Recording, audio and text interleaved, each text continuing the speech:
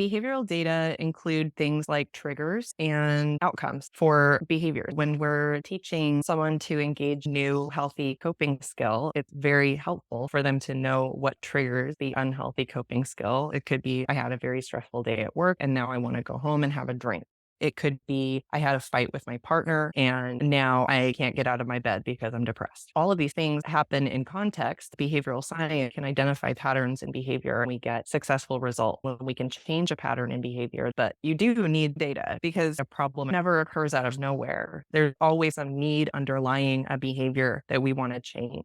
And collecting that data allows us to see where somebody is when they're at baseline before they start receiving any kind of therapy. That's really important to know because we need to be able to compare the treatment effects to their baseline. Data is something that is best used in the moment. It is not very helpful to wait 2 weeks to be putting in behavioral data because you are not going to see any kind of patterns. I mean, you will see patterns, but you're going to see them too late. To be able to track and log and receive client behavioral data continuously from multiple sources as it comes in, essentially live, is awesome, really valuable. Usually that is manually collected. When parents think about therapy for their kids, they usually think of the problem. My kid is throwing a tantrum. I want him to stop. Saying there are different reasons, and those different reasons will change what you should be doing.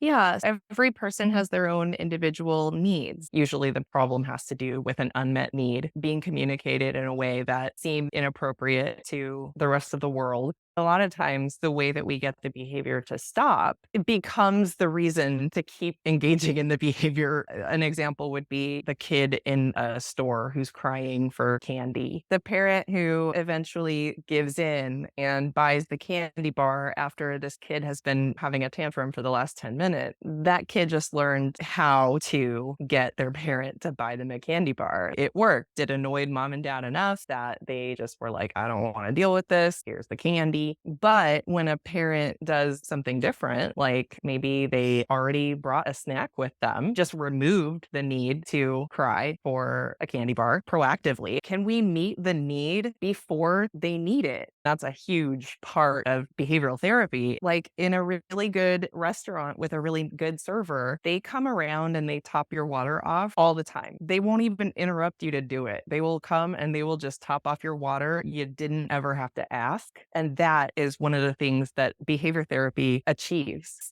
Allergy. I Huh? love that. Oh yeah, I that's my own.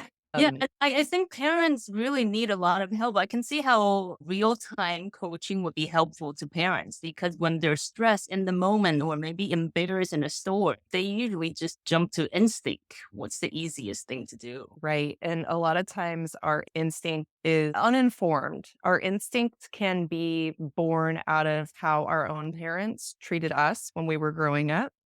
We want to set them up for success. Help them to make it so that behaviors do improve, communication improves, their own response to stressors that come from their child improves. To teach kids to self regulate, you really need to be able to self regulate as the adult. Our aim with my curaJOY is to allow people to input their physical, social, mental, behavioral health data very easily through an app and flexibly through social media chat and most popular messaging platforms. We use that data in the context of a family. As a nonprofit, we're able to use that data and figure out what family members have in common, suggest activities for them to do offline. Which for-profit company can you think of who will encourage you to be less addicted to their app and use it less? True, true, true.